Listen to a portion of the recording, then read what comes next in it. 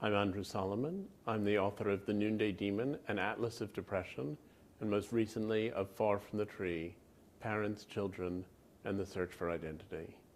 In Far from the Tree, I set out to look at how families respond to various kinds of challenging and unusual offspring. Families of deaf people, families of autistic people, families of people who commit crimes, families of prodigies who are also quite overwhelmed, families who are transgender, families of people who are transgender. I looked at many different kinds of families and really tried to look at how they managed to process having children who were different in these ways. The investigation was shaped by my own experience as the gay child of straight parents and was in part an investigation of an attempt to understand what other families went through processes like the one that my own family went through. I hatched the idea that there are really two kinds of identity. There are vertical identities that get passed down generationally from parent to child.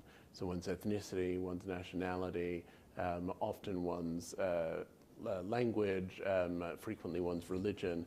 These are things parents are likely to have in common with their children.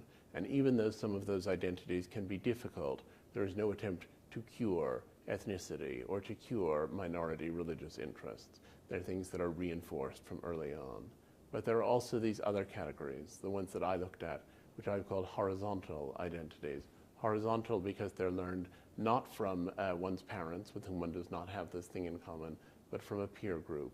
And those horizontal identities have time out of mind been addressed as possible things to cure. So I was very interested in the ways in which these things are defined and in the ways in which families really do rise to the occasion of having these extraordinary children. I found that most of the families I talked to had gone through phases. They were outraged at the time of diagnosis or of recognition of their child's difference. They were then bewildered while they tried to figure out what to do and what their child would be able to do. They were then in many instances accepting, and they were finally, in many instances, celebratory. But there isn't a simple linear progression. Sometimes people are warmly enthusiastic and celebratory about their children, and then they experience a medical or a social setback, and their whole point of view shifts. Identity formation is at the center of this. How, if you have a child with a stigmatized difference, can you help that child to form a reasonable identity? And in effect, parents have to decide what aspects of their child's condition they're going to cure and what aspects of their child's condition they're going to accept and celebrate.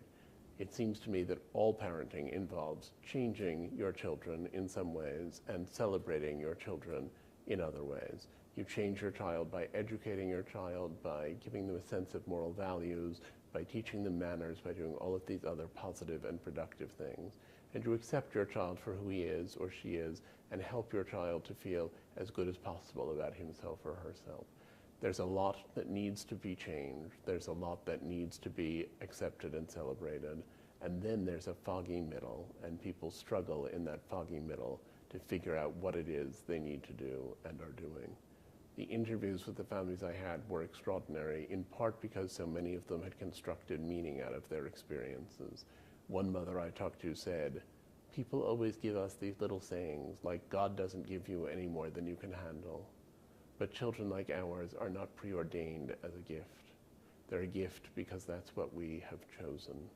And I was interested in that process of choice and interested in the processes through which people construct meanings and end up grateful for lives they would have done anything to avoid.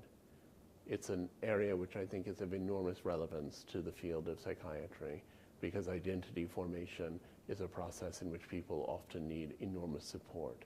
There's a reframing that has to go on from what a tragedy, I have a child like this, to this is my child whom I love and wish to support.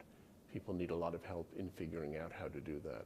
Some of the issues I looked at are mental illness issues. Obviously, people with schizophrenia need the direct care of psychiatrists, but many of them have to do with understanding family systems and understanding how family systems can strengthen or compromise the experience of people directly affected with a variety of conditions. And that's a process in which the advances in psychiatry and the advances in the philosophical aspects of mental health care make an enormous, tremendous, crucial difference.